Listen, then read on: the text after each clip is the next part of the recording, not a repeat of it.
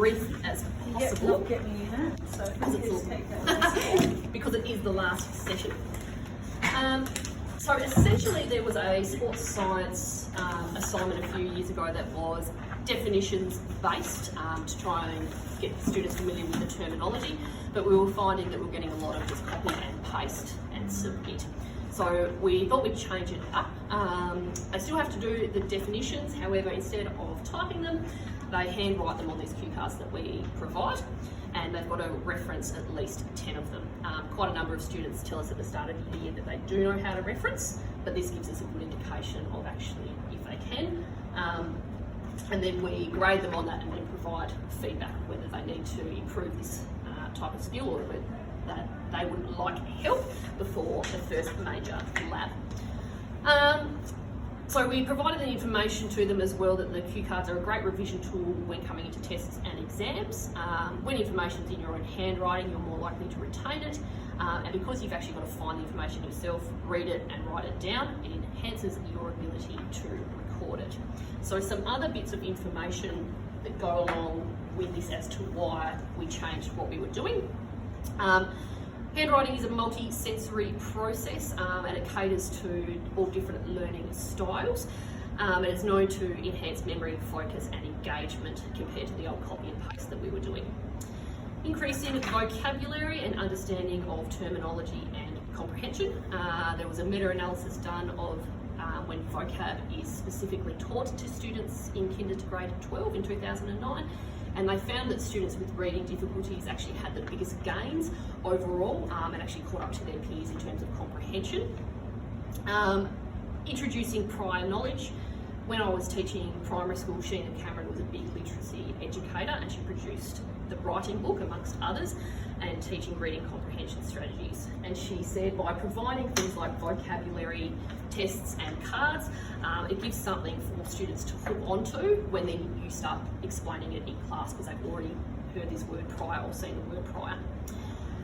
Writing physically leads to better retention than typing because it is a slower process and it goes back into the sensory motor feedback loop, meaning it's deeper cognitive processing and allows for better factual recall in exams and tests.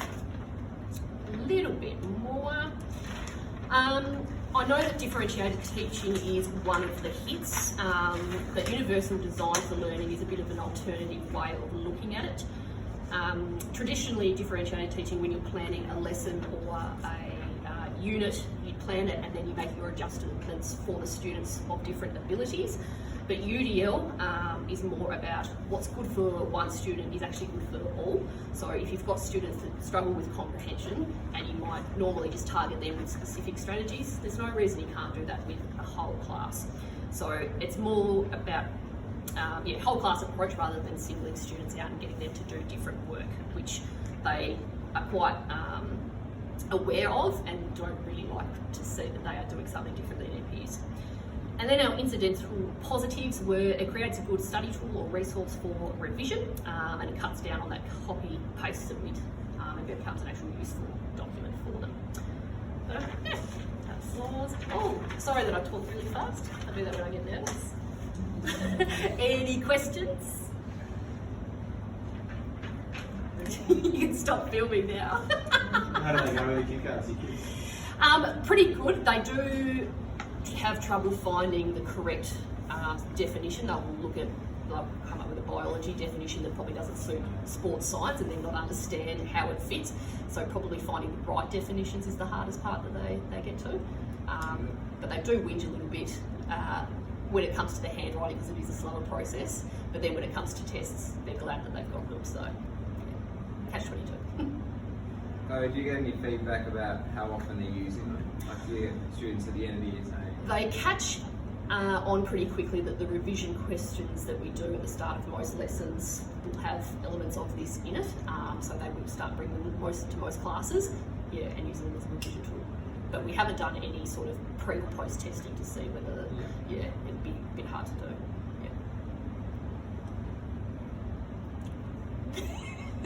I sometimes, not very often, I don't never get time, but I sometimes write a sort of strategy once. You write the definition on the board, the word, you leave it up there for like 2 weeks before you're going to use it. Yeah.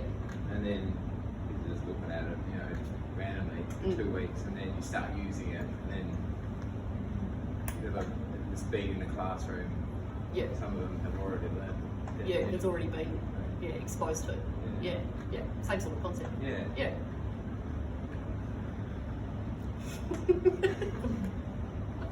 You can stop now.